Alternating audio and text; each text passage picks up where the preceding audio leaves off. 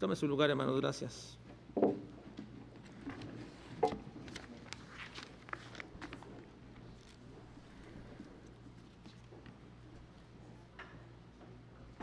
La obra misionera según el Espíritu Santo.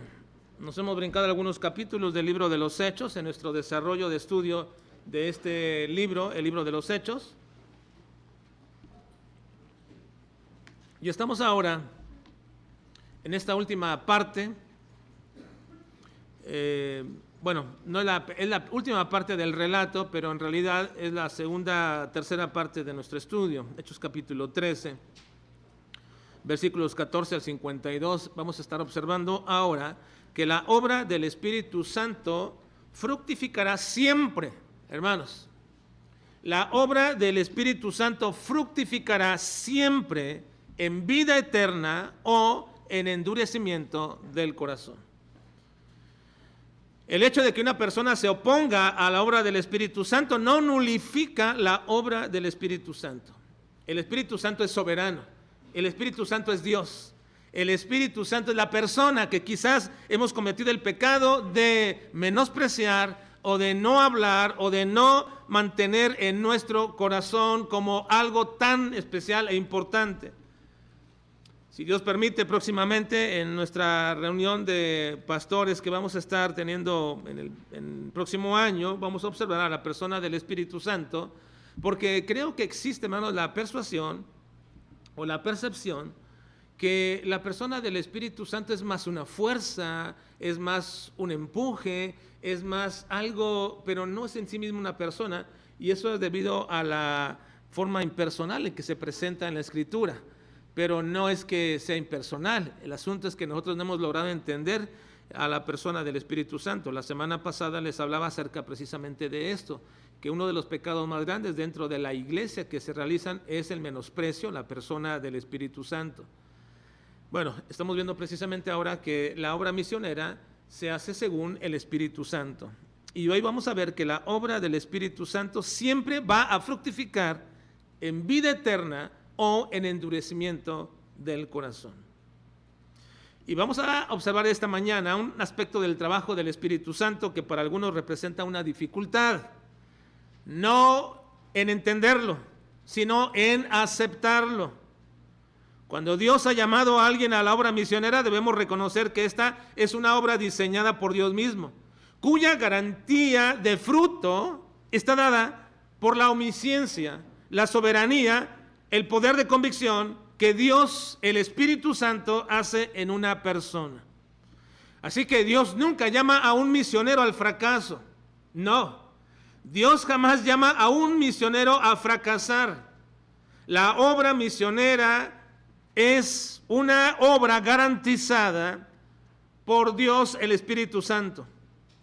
Su Espíritu, que llamó al misionero, que lo capacitó y que le ha provisto para esta obra, para esta labor, no lo va a llevar de ninguna manera a un lugar donde sea imposible la predicación del Evangelio. Lo va a llevar a lugares difíciles, muy difíciles, pero no imposibles la predicación del Evangelio. Y no lo va a llevar a un lugar donde el propósito de Dios en cuanto a la salvación nunca se pueda cumplir. Así que, hermanos, cuando Dios llama a una persona a la obra misionera, a un pastor o a un miembro de nuestra iglesia, lo llama para la obra misionera, esa obra está garantizada por el Espíritu Santo. Y así es entonces que la predicación del Evangelio y que la obra de salvación hecha por el Espíritu Santo siempre se va a efectuar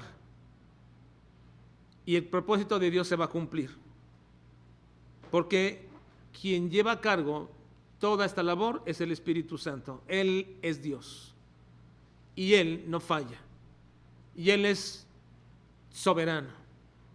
Así que si llama a alguien, lo capacita, le provee, lo llevará a un lugar donde la obra fructificará en salvación de personas. ¿Estamos de acuerdo, hermanos? ¿Está de acuerdo con esto o no? No es trampa, no crean, no se sientan. ¿Estamos de acuerdo con ello? Porque es una verdad que yo creo. ¿El Espíritu Santo es Dios, hermanos? ¿Sí? ¿Él es soberano? ¿Él es todopoderoso? Sí. Él es quien hace la salvación de las personas.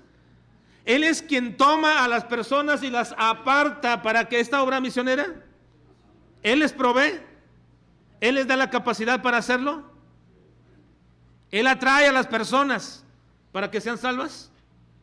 Él las salva y las regenera. Hermanos, sí, esa es la labor preciosa del Espíritu Santo. Así que, ¿está garantizada la obra misionera por el Espíritu Santo, hermanos? ¿Hermanos, está garantizada? Sí, está garantizada. Ahora, si así es, entonces debemos reconocer que de ninguna manera la obra misionera depende del valor, ni de la sagacidad, ni de la inteligencia, ni de la sabiduría de un misionero.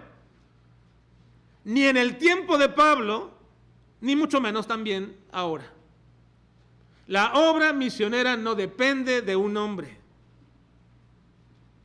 No, ni de su valor, ni de la sagacidad o inteligencia o sabiduría que hace para poder hacer la obra. No. Si no fue con Pablo, tampoco lo es ahora. Miren lo que dice Pablo en 1 Corintios 2, 1 al 5. Vean lo que dice. Así que, hermanos, cuando fui a vosotros para anunciaros el testimonio de Dios, está hablándole a los corintios, no fui con excelencia de palabras o de sabiduría, pues me propuse no saber entre vosotros cosa alguna, sino a Jesucristo y a este crucificado. Y estuve entre vosotros con debilidad y mucho temor y temblor. Y ni mi palabra ni mi predicación fue con palabras persuasivas de humana sabiduría, sino con demostración del Espíritu y de poder, para que vuestra fe no esté fundada en la sabiduría de los hombres, sino en el poder de Dios. Pablo reconocía que la labor que él llevó a hacer nunca lo hizo ni con sus credenciales de un hombre sabio y un hombre muy reconocido. No hizo la labor con toda aquella valentía que tuvo, porque era un hombre valiente Pablo, por supuesto. No lo hizo con nada de eso. Él dice, no lo hice, yo tenía temor y tenía temblor. Así que mis palabras ni eran con sabiduría humana ni ninguna, era en el poder del Espíritu. Por eso, la labor que Pablo, podemos decir y llamarla así, fue exitosa, fue por la obra del Espíritu Santo, no por él. Ahora, también debemos reconocer entonces que la obra misionera no es una obra tampoco de prueba y de error. Es decir, no puede existir un misionero que diga, voy a tal lugar y estando ahí probando, dice, no creo que este era el lugar donde Dios quería, y voy a otra parte, saltando de lugar en lugar, pensando dónde va a encontrar el lugar donde Dios o Él pueden hacer la obra misionera. Definitivamente, hermano, la obra misionera en cualquier lugar donde Dios lleve a la persona debe fructificar siempre en vida eterna. Y aquí es donde vinculamos las dos verdades que he mencionado respecto a la obra del Espíritu Santo hasta ahora y que hemos desarrollado durante las semanas pasadas en el capítulo 13. La primera verdad que hemos visto y que ya hemos observado las semanas pasadas es que el Espíritu Santo tiene soberanía en apartar para la obra misionera a los que Él quiere, y apartó a Saulo y a Bernabé.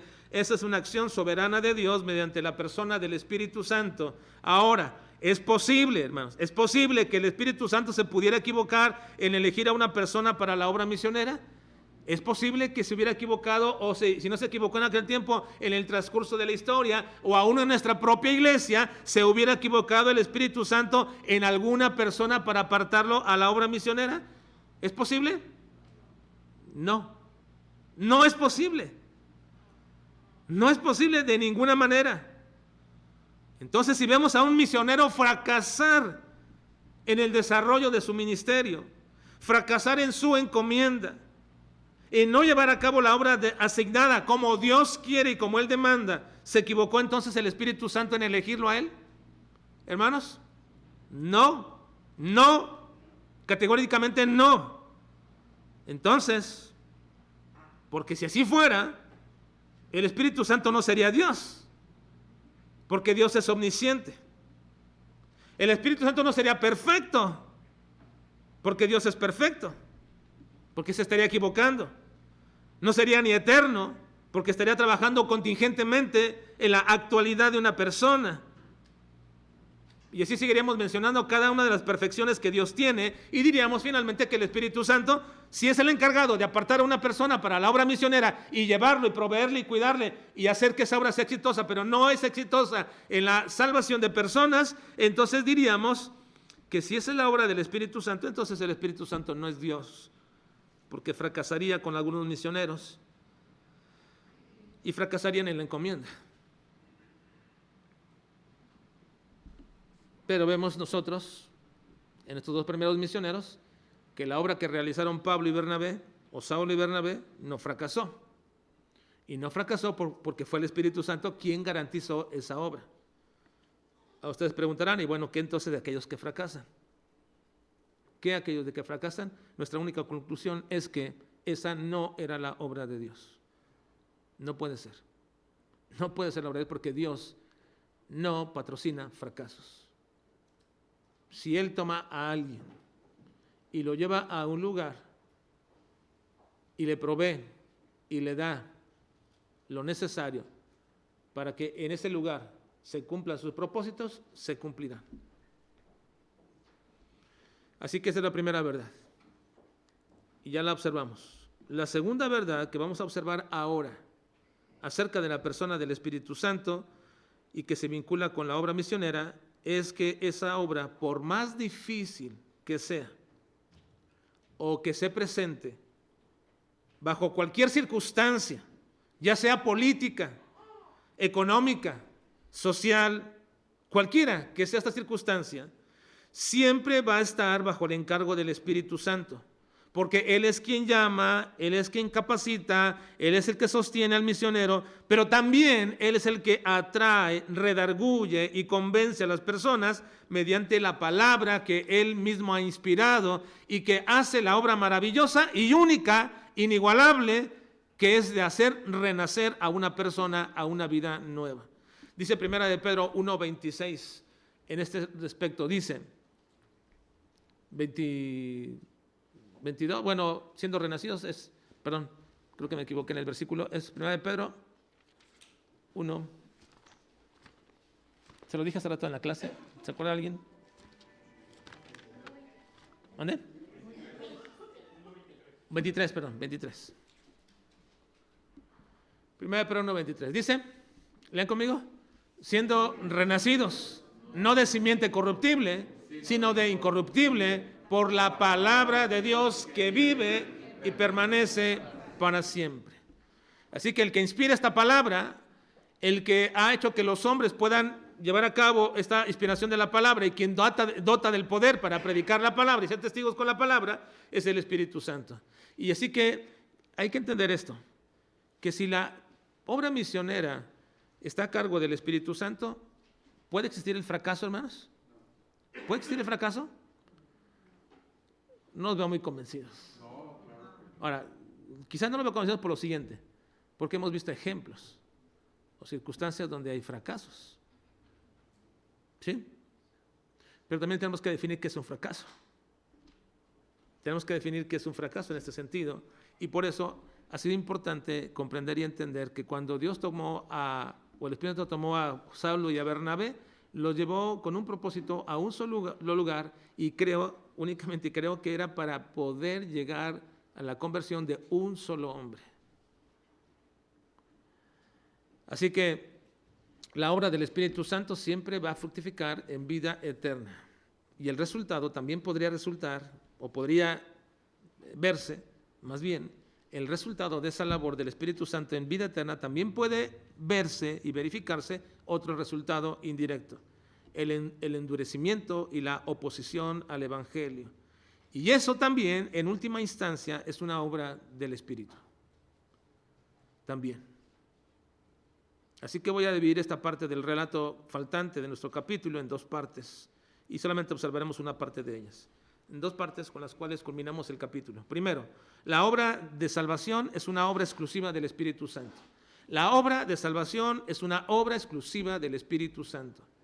Lo repito una vez más, hermanos, la obra de salvación es una obra exclusiva del Espíritu Santo. No depende del hombre, no depende de su sagacidad, no depende de sus argucias, no depende de su convencimiento, no depende de su esfuerzo, no depende de sus palabras, no depende de su sabiduría o inteligencia. Es una obra exclusiva del Espíritu Santo. Es lo que vamos a observar en esta mañana. Pero lo que observemos la próxima semana, y es la parte donde se les hace muy difícil a algunos aceptar o entender o comprender, es esto.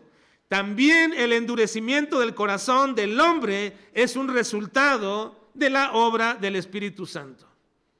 También. Y lo vamos a observar en este relato, pero lo veremos la próxima semana. Así que veamos la primera. La obra de salvación es una obra exclusiva del Espíritu Santo. Ya vimos la primera encomienda que el Espíritu Santo hizo a Pablo y a Bernabé, predicar en Chipre, y lo que ellos hicieron en el poder del Espíritu Santo, a pesar de que tuvieron oposición férrea de un hombre llamado Barjesús, aquel falso profeta y mago, hijo del maligno o del diablo, que se les oponía para que no predicaran ni oyeran la palabra, el procónsul romano Sergio Paulo. A ellos llegaron directamente, a ellos llegaron Saulo y Bernabé, no sabían. Esa era la persona, pero por el relato que el Espíritu Santo nos permite tener en la revelación que nos da de este pasaje, nos deja ver que todo el trayecto y todo el propósito era llegar hasta Sergio Paulo, aquel procónsul romano, y no porque fuera tan importante él o porque fuera un procónsul romano, sino que más bien, hermanos, era una persona clave dentro de la predicación del Evangelio, que Dios quería que Saulo y Bernabé llegaran con él. Y me atrevo a decir que esa es la razón de ir a Chipre. Y no sé, porque no se nos cuenta en la Escritura, pero este hombre tendría que ver en el futuro en los planes del avance del Evangelio y del reino de Dios.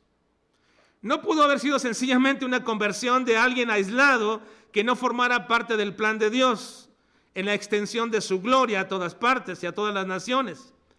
Ahora, me atrevo a decir con esto también, precisamente, que toda persona que se convierte es parte de un eslabón que acrecienta maravillosamente el número de los redimidos del Señor.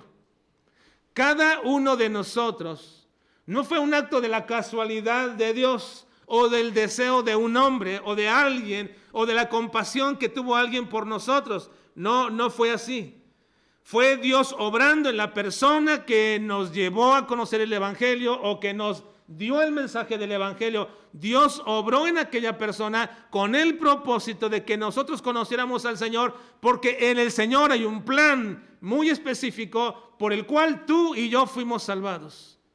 No es únicamente para poder disfrutar de la gloria del Señor en la eternidad. No es únicamente para venir a reunirnos aquí y tener una familia cristiana con la cual podríamos en ellos gozarnos con los que se gozan y poder entristecernos con los que se entristecen, formar una comunidad entre nosotros. No, ese no es el único propósito. En ello existe precisamente un plan específico de Dios, que formamos parte de un eslabón que nos llevará al crecimiento del reino de Dios con otras personas que también han de ser salvas. Y quizás, y muy probablemente, quizás no te has dado cuenta, pero la única quizás manera por la cual Dios te salvó, aparte de darte la salvación y de la bendición y la mirada de gracia que tuvo contigo, fue precisamente para que tú seas parte de ese eslabón para otra persona que también puede ser clave en el desarrollo del ministerio. Del crecimiento o el acrecentar el reino de Dios.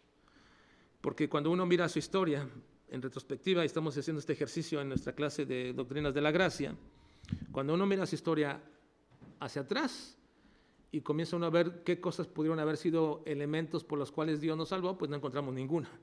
Yo no encuentro ninguna. Encuentro muchos elementos por los cuales éramos destinados y abocados a la perdición y a la condenación.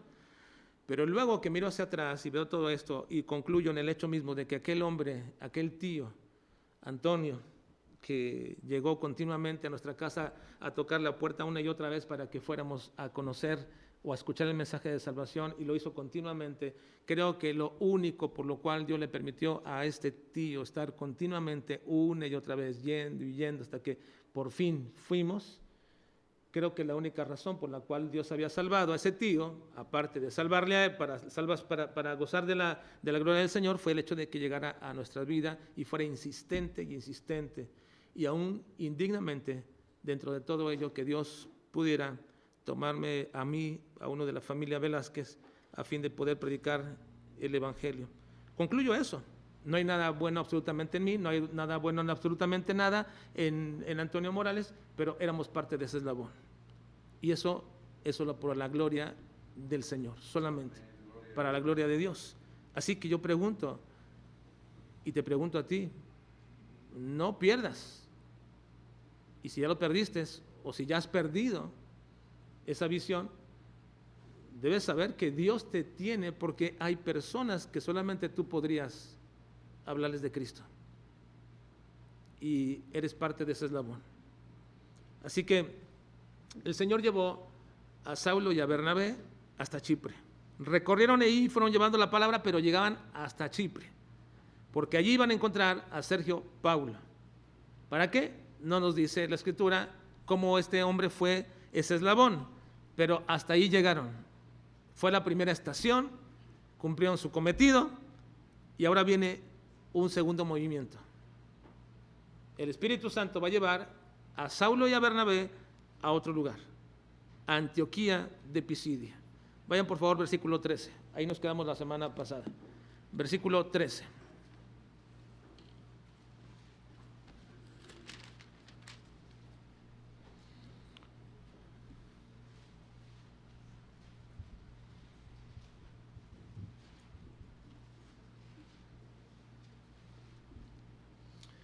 Yo voy a leer el versículo 12 para conectarlo con la anterior parte de la historia, y ustedes leen el 13, por favor, hermanos.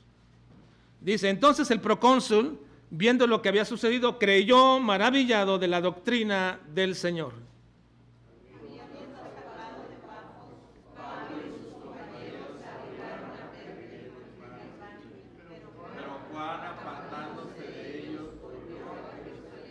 Bueno, se apartaron ellos, y el propósito era llevarlos hasta Antioquía de Pisidia. Pero en este trayecto vemos a 3 hombres dejando la isla de Chipre. Su primera misión fue cumplida, y en este trayecto hay algo peculiar. Uno de ellos, llamado Juan Marcos, lo abandonó. Los abandonó en la obra que estaban llevando a cabo. Apenas había iniciado, habían dado el primer paso, habían comenzado, les había parecido bien llevar a Juan Marcos a esta obra encomendada por el Señor, y este Juan Marcos abandonó. Este Juan Marcos es el sobrino de Bernabé, y muchos han especulado cuál fue la razón, o la verdadera razón, por la cual Juan Marcos abandonó la obra que estaba en ellos, que estaba acompañando a Saulo y a Bernabé. ¿Cuál era esa razón? Hay muchas especulaciones. Algunos piensan que era precisamente porque era una especie de reclamo o de enojo, puesto que nosotros vamos a observar que cuando salieron de la iglesia para ir a la labor, a la obra misionera que apenas comenzaba, el líder era Bernabé, pero ya en el trayecto, ahora el líder va a ser Pablo. Y pareciera ser que a Juan Marcos no le gustó esto, y entonces él dijo: bueno, si no es mi tío el que va a guiar la obra, no me siento seguro, y entonces se regresó. Algunos piensan que eso pudo haber sido, que el hecho mismo de que Pablo reemplazara a Bernabé como líder del grupo, y entonces se regresó. Otros piensan que como Pablo era más dominante que Bernabé, porque recuerden que Bernabé tenía un sobrenombre. Bernabé, el sobrenombre de Bernabé era ¿qué? ¿Alguien se acuerda?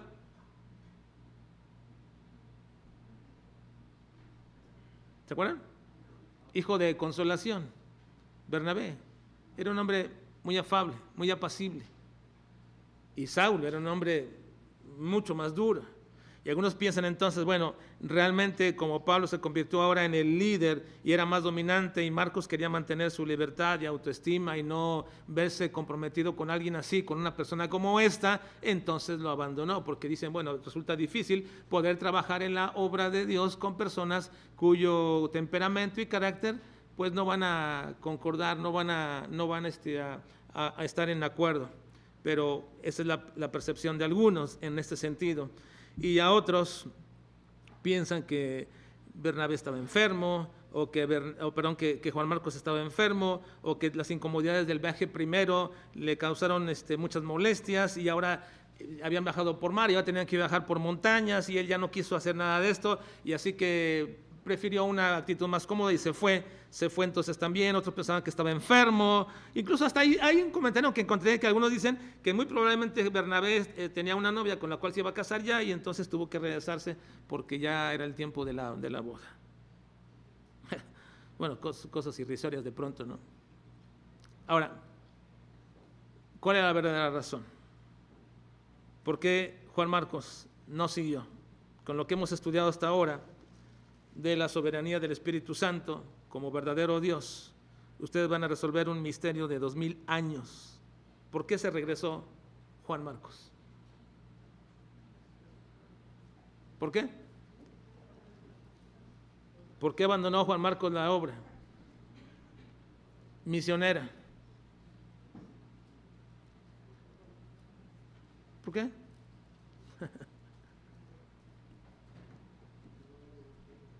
¿Mande? Sí, sencillamente. Juan Marcos no fue llamado a la obra misionera por el Espíritu Santo. Cual haya sido la razón, si se enojó con Pablo, si se enfermó, tenía preocupaciones, él abandonó la obra porque no fue llamado por el Espíritu Santo. Ninguna razón anterior, aunque pudieran haber sido alguna de esas causas, aunque pudieran haber sido algo de todo eso, que los haya abandonado por las razones que hayan querido o que se puedan deducir de algunos textos de la palabra, por cualquiera que haya sido, la verdadera razón es porque él no fue llamado a la obra por el Espíritu Santo.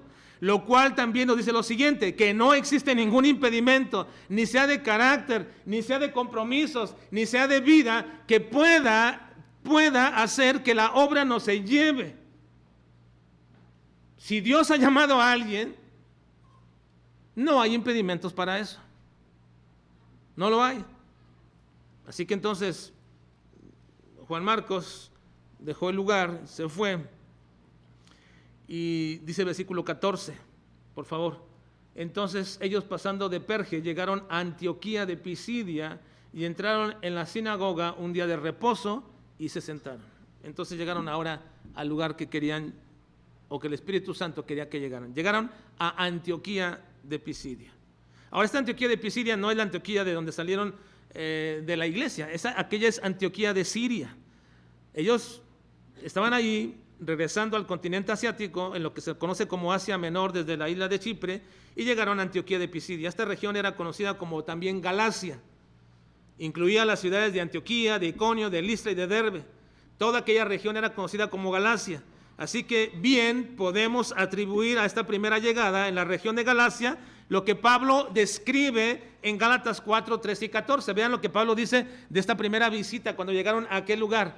Pues vosotros sabéis que a causa de una enfermedad del cuerpo os anuncié el evangelio al principio, y no me despreciasteis ni desechasteis por la prueba que tenía en mi cuerpo. Antes bien me recibisteis como a un ángel de Dios, como a Cristo Jesús. Así que cuando Pablo llegó a esta región, en su primer viaje misionero, Pablo estaba ya enfermo, y él llegó a aquella región a anunciar el evangelio. Dice que lo hizo por causa de su enfermedad, pero ellos nunca lo despreciaron. Así que entonces llegaron a Antioquía de Pisidia, y en la labor y el Espíritu Santo llevándoles a este lugar, sabemos que quizás no les haya dicho, ahora tienen que ir a Antioquía de Pisidia. Lo que sabemos es que Dios les fue dirigiendo, pero donde no quería que entraran, no entraban, porque ahí sí específicamente decían, ahí no van, ahí no entran.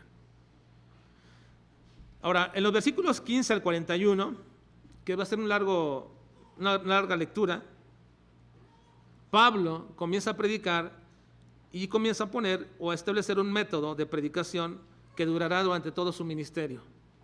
Pablo comienza aquí a poner o establecer el método de predicación que va a ser durante todo su ministerio de la obra misionera. Vean, por favor. Vamos a leer todo este relato grande, cómo es que Pablo, llegando a Antioquía de Pisidia, va a comenzar a predicar el evangelio, y es un método que va a usar todo su ministerio en la obra misionera. ¿Ya están ahí, hermanos? Por favor, vean el relato. No se pierdan, sigan el relato porque casi no voy a dar ninguna explicación, pero es importante que ustedes vean este pequeño relato. No es un relato para entretenernos, es un relato muy importante que contiene elementos muy importantes espirituales en cuanto a la predicación del Evangelio, en cuanto a la salvación, en cuanto a la obra del Espíritu Santo, en llevar la vida eterna, en convencer, pero también en endurecer el corazón de otros. Yo quiero invitarles a que pongan toda la atención y que si están en cualquier otro momento haciendo otra cosa, pongan atención al relato que se va a leer. ¿Estamos listos? Sí. ¿Hermanos? ¿Listos? Muy bien. Versículo 15. Lo vamos a hacer alternadamente. Así que ayúdenme, por favor.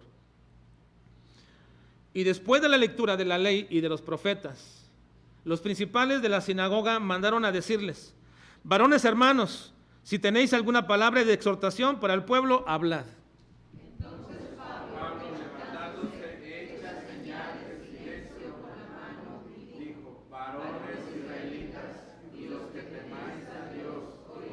El Dios de este pueblo de Israel escogió a nuestros padres y enalteció al pueblo, siendo ellos extranjeros en tierra de Egipto, y con brazo levantado los sacó de ella.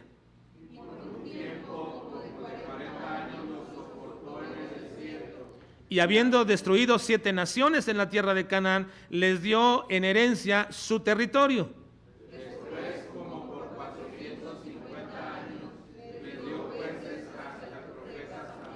Luego pidieron rey, y Dios le dio a Saúl, hijo de Cis, varón de la tribu de Benjamín, por 40 años.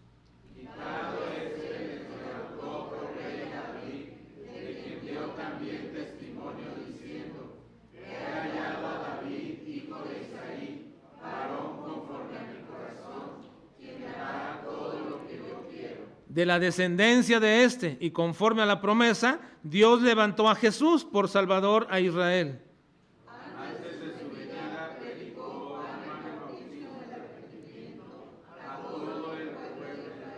Mas cuando Juan terminaba su carrera, dijo: ¿quién pensáis que soy? No soy él, no soy yo él, mas he aquí viene tras mí uno de quien no soy digno de desatar el calzado de los pies. Varones hermanos, hijos del linaje de Abraham, y los que de vosotros teméis a Dios, a vosotros es el día de la palabra de esta salvación. Porque los habitantes de Jerusalén y sus gobernantes, no conociendo a Jesús, ni las palabras de los profetas que se leen todos los días de reposo, las cumplieron al condenarle. En causa digna de muerte, pidieron a Pilato que se levantase. Y habiendo cumplido todas las cosas que de él estaban escritas, quitándolo del madero, lo pusieron en el sepulcro. Y él se apareció durante muchos días a los que habían subido juntamente con él de Galilea a Jerusalén, los cuales ahora son sus testigos ante el pueblo. Y nosotros también nos anunciamos el evangelio de aquella promesa hecha a sus padres, la cual Dios ha cumplido a los hijos de ellos, a nosotros, resucitando a Jesús, como está escrito también en el Salmo 2: mi hijo eres tú, yo te he engendrado hoy.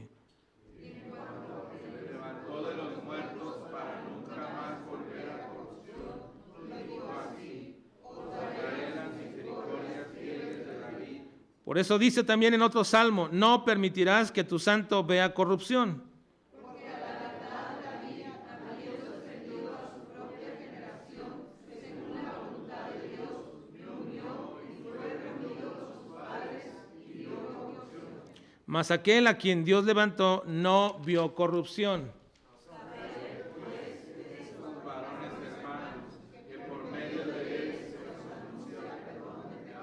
Y que de todo aquello de que por la ley Moisés no pudisteis ser justificados, en él es justificado todo aquel que cree. Mirad, pues, que no venga sobre vosotros lo que está dicho a nuestros profetas. Mirad, oh menospreciadores, y asombraos y desapareced, porque yo hago una obra en vuestros días, obra que no creeréis si alguien os la contare.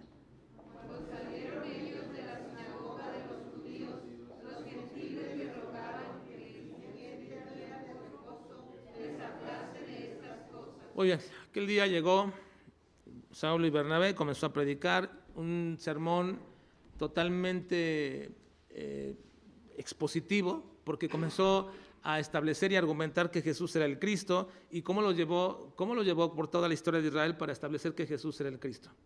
Ahora, habiendo usado la palabra Saulo, en este momento todavía Saulo, en la sinagoga, esto atrajo mucho la atención y el deseo de la gente de escucharle más, de tal manera que le piden que regrese el próximo sábado para que le siga hablando de estas cosas.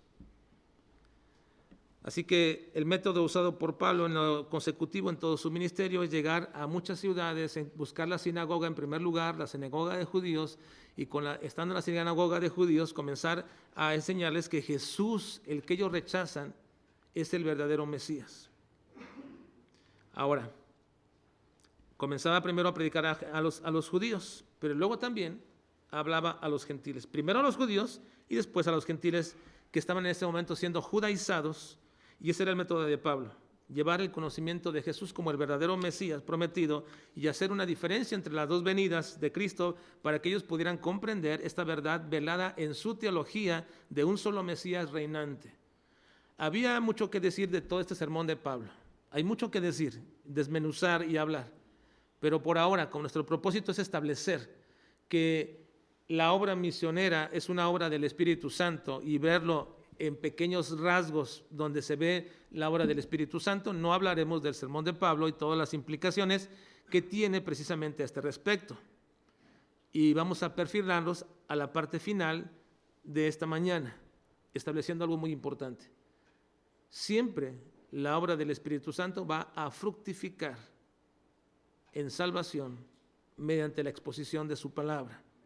La acción del Espíritu Santo redarguyendo siempre va a fructificar. ¿Por qué? Porque la obra misionera es una asignación que siempre estará bajo el Espíritu Santo. Y cuando Él hace su obra, siempre habrá salvación. Vean versículos 42. Dice, 43, perdón. Y despedida la congregación, muchos de los judíos y de los prosélitos piadosos siguieron a Pablo y a Bernabé, quienes hablando les persuadían a que perseveraban en la gracia de Dios. El siguiente día de reposo se juntó casi toda la ciudad para oír la palabra de Dios. Todos estaban deseosos, querían saber cómo es que había llegado este Saulo a la conclusión de que el Mesías ya había llegado, y ellos no se dieron cuenta. Pero viendo los judíos la muchedumbre, se llenaron de celos, porque toda la gente quiso venir a escuchar. Se llenaron de celos y rebatían lo que Pablo decía, contradiciendo y blasfemando. Entonces Pablo y Bernabé, hablando con denuedo, dijeron: a vosotros, a la verdad, era necesario que se os hablase primero la palabra de Dios. Mas puesto que la desecháis y no os juzgáis dignos de la vida eterna, he aquí, nos volvemos a los gentiles. Porque así nos ha mandado el Señor diciendo: te he puesto para luz de los gentiles, a fin de que seas para salvación hasta lo último de la tierra. Los gentiles, oyendo esto, se regocijaban y glorificaban la palabra del Señor, y creyeron todos los que estaban ordenados para vida eterna. Y la palabra del Señor se difundía por toda aquella provincia. ¿Qué relato tan atrayente? Si uno lo comienza a leer y ver y a imaginárselo, de pronto aquellos hombres a quienes Pablo les predicaba se oponían, se enojaron por celos y bueno, ustedes no quieren nada, me vuelvo a los gentiles. Y los gentiles, al escuchar la palabra, glorificaban a Dios, porque era algo grandioso para ellos saber que estaban incluidos dentro del plan del soberano Dios. De tal manera que hace una pequeña acotación el Espíritu Santo en este relato, diciéndonos en el versículo 48: los gentiles, oyendo esto, se regocijaban y glorificaban la palabra del Señor. Y ahora aquí es donde, esta es parte del relato, pero aquí viene la pequeña acotación o paréntesis del Espíritu Santo. Y creyeron todos los que estaban, ¿qué, hermanos? ¿Sí está el texto ahí, Richie? Versículo 48. Y creyeron todos los que estaban ordenados para vida eterna. Y aquí está expresada esta gran verdad: a todos los hombres se les debe predicar el evangelio. Y Pablo fue lo que hizo, judíos y gentiles. Todos deben de oír la palabra. Todas las naciones deben escuchar. Se deben usar todos los recursos para ir hasta lo último de la tierra. Se debe hacer todo el esfuerzo para que cada persona escuche. Pero no todos van a creer.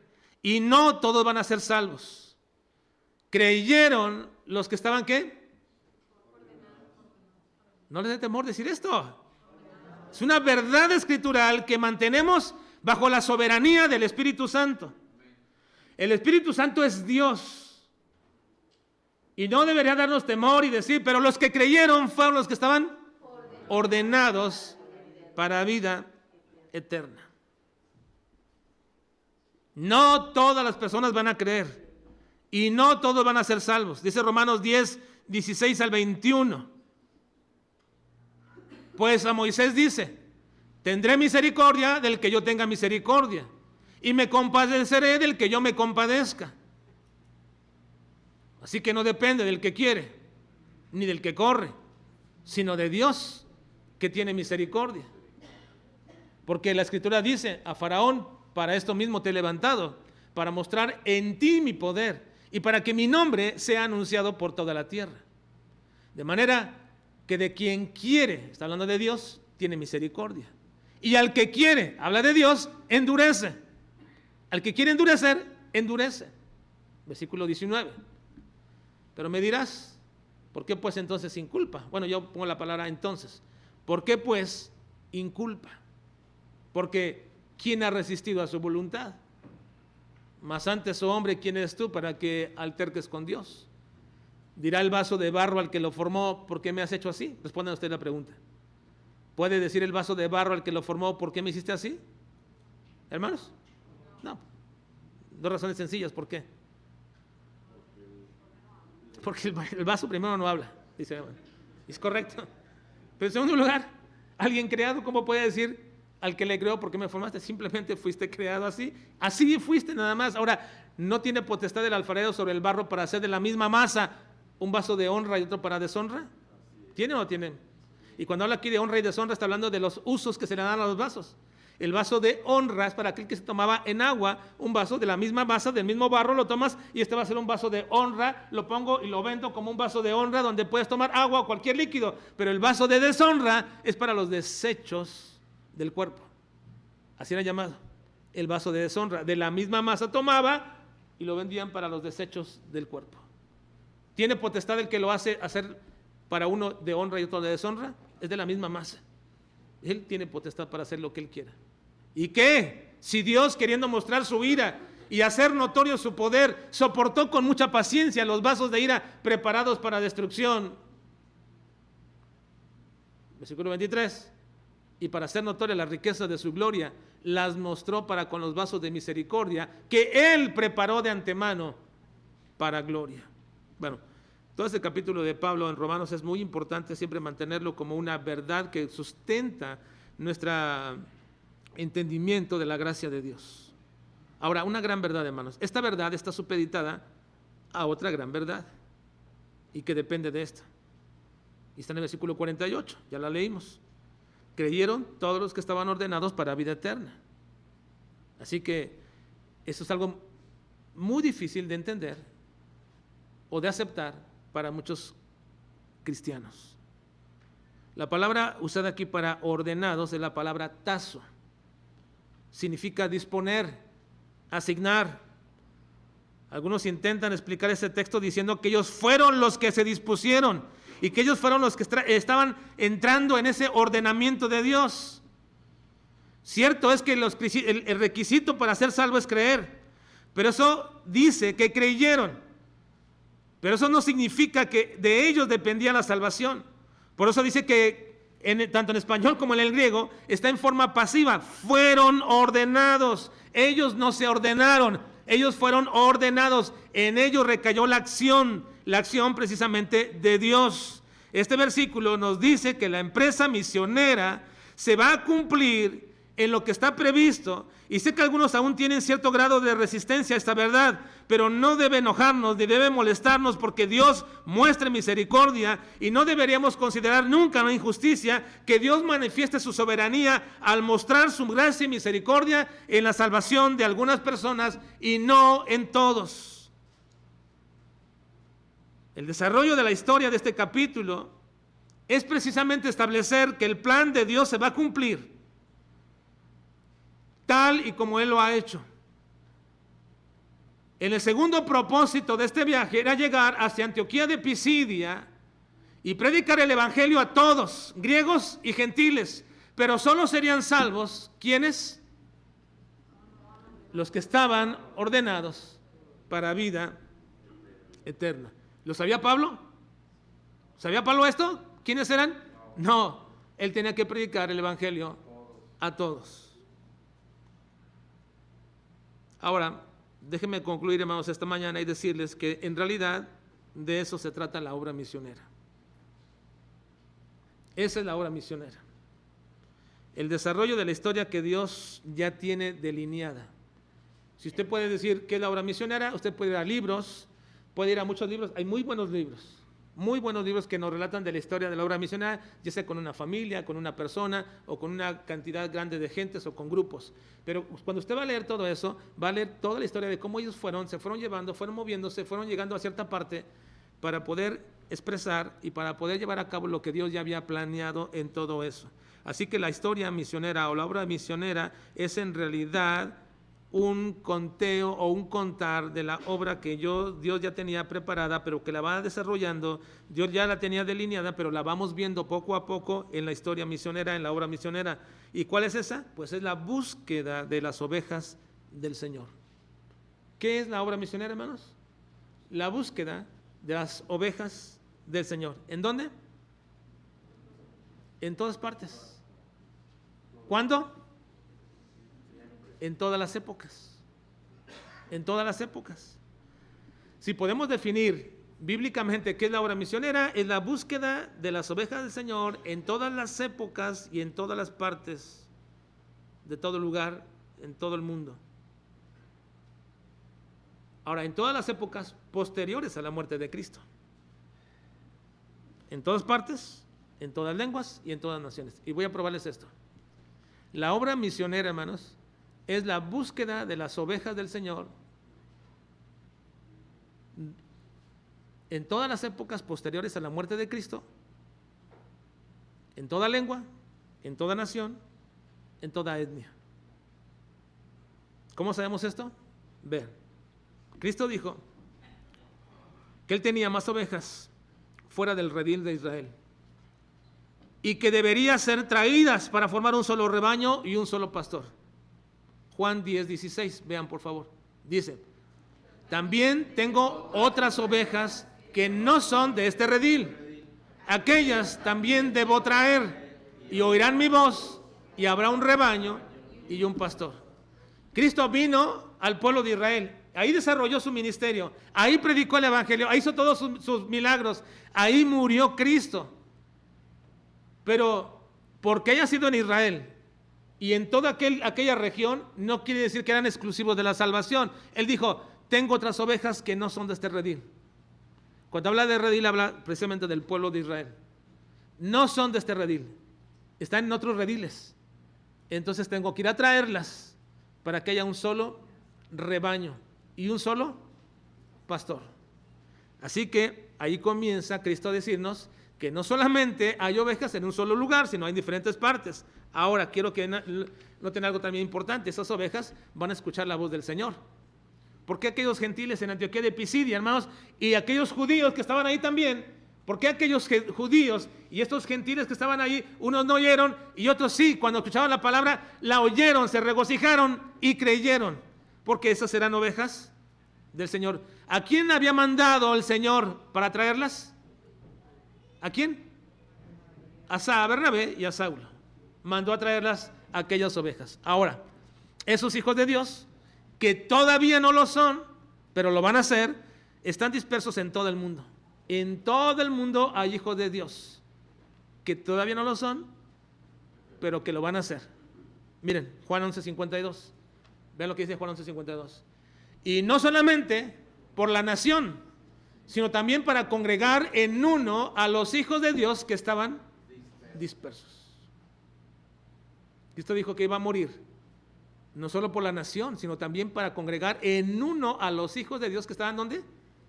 Dispersos, en todo el mundo, dispersos. Así que, hermanos, hay hijos, hay ovejas del Señor que no son del redil de Israel, están en todas partes y les va a traer. Y luego dice, aparte, tengo que congregar a los hijos de Dios que todavía no lo son, pero lo van a hacer porque están dispersos por todas partes. Ahora, vean lo que sucede aquí. Esa obra no estaba limitada al mundo de aquel tiempo, hermanos, tampoco. No estaba limitada al mundo de aquel tiempo, nada más. Es decir, Cristo no vino a morir por la gente de su época, nada más. Ahora, hubiera sido muy fácil haber terminado la obra misionera con los apóstoles y creyentes del primer siglo, porque fue precisamente con los apóstoles y creyentes del primer siglo que casi todo el mundo se llenó del evangelio en su época. Y si nada más Cristo hubiera venido en su plan a salvar a la gente de su tiempo, nada más, y se hubiera concluido la obra misionera con Pablo, con Bernabé, con los apóstoles, con los cristianos que salieron dispersados por todas partes y predicaban el evangelio y llegaban a todos lados, llegaban predicando el evangelio y la gente siendo salva. Si ese hubiera sido el plan del Señor, nada más la época de Cristo en aquel tiempo, nada más, pues la obra misionera hubiera concluido en el primer siglo. Ya se hubiera concluido. ¿Por qué? Porque aún el mismo apóstol Pablo llenó el mundo con el evangelio hasta donde él pudo. Miren, dice Romanos 15:19, con potencia de señales y prodigios en el poder del Espíritu de Dios, de manera que desde Jerusalén y por los alrededores hasta Ilírico, todo lo he llenado del evangelio de Cristo. ¿Qué manifestación del poder, de la gracia, de la misericordia del Señor? Todo lo he llenado del evangelio. Amén. Dice Pablo. Ahora, si la obra misionera incluía traer a toda la gente de alrededor del mundo, ¿cuál hubiera sido, que eran de las ovejas del Señor? ¿Cuál hubiera sido, hermanos? ¿Cuál hubiera sido el término, o cuándo hubiera sido el término de la obra misionera? En el primer siglo, porque era menos gente y todo lo habían llenado del evangelio ya, tanto Pablo como todos los apóstoles. Pero ese era el plan del Señor. Y uno diría, ¿pero por qué no? ¿Se hubiera quedado ya todo ahí en el primer siglo? ¿Para qué los 19 siglos posteriores con gente que no quiere y todo ello? ¿Por qué? Bueno, ese no era el plan del Señor desde el principio, sino que hay más épocas de la historia donde Dios quería salvar a más personas. Miren el Salmo 22, 30 y 21.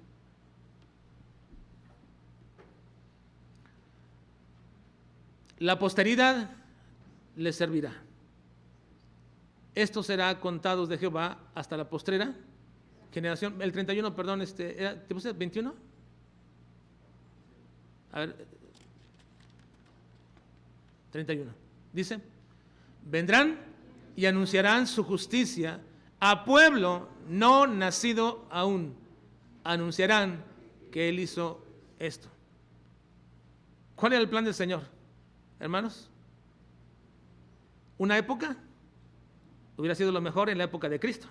Murió, toma a sus discípulos, los capacita con el Espíritu Santo, los envía, van todos los creyentes, hablan de Cristo y se termina el plan del Señor y la obra misionera, porque todo el mundo ya creyó en este tiempo, o todos los que tenían que creer, creyeron. Pero ese no era el plan. Dice el Señor, mi plan es que van a venir, versículo 30. Versículo 30 dice, la posteridad les servirá. O sea, todos nosotros les servirá.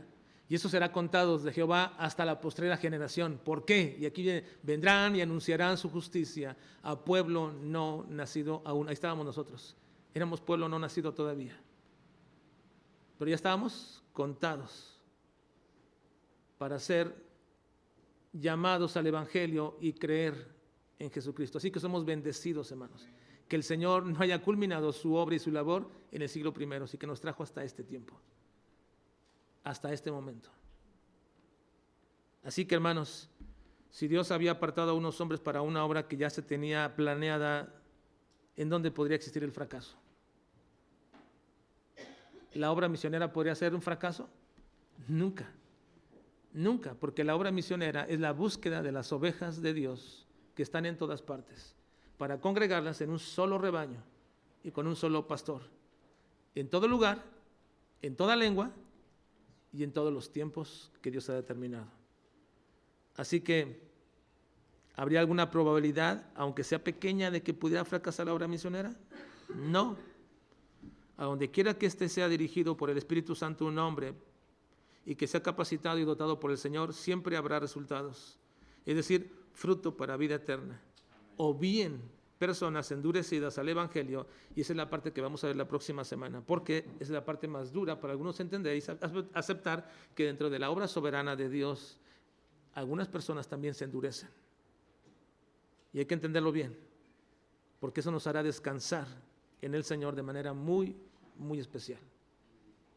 Vamos a orar, por favor, hermanos.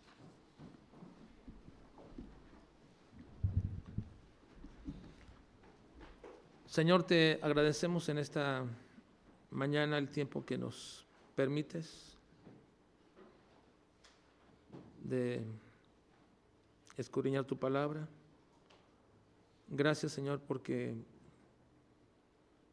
es tu palabra la que nos convence, es tu palabra la que nos redarguye, es tu palabra, Señor, la que nos da la convicción, y es tu Espíritu Santo, Señor, trabajando en nosotros para que podamos ser dóciles a esa palabra, para que podamos entenderla, para que podamos someternos. Padre, te agradecemos, te honramos y te bendecimos, porque nos diste el privilegio en nuestro tiempo, en este siglo, Señor, el poder llegar a conocerte. Gracias, Señor, porque éramos todavía ese pueblo no nacido aún, que debería de escuchar el mensaje de Jesucristo como el Señor y salvar nuestras vidas. Te alabamos, Dios, y te bendecimos en Cristo Jesús. Amén.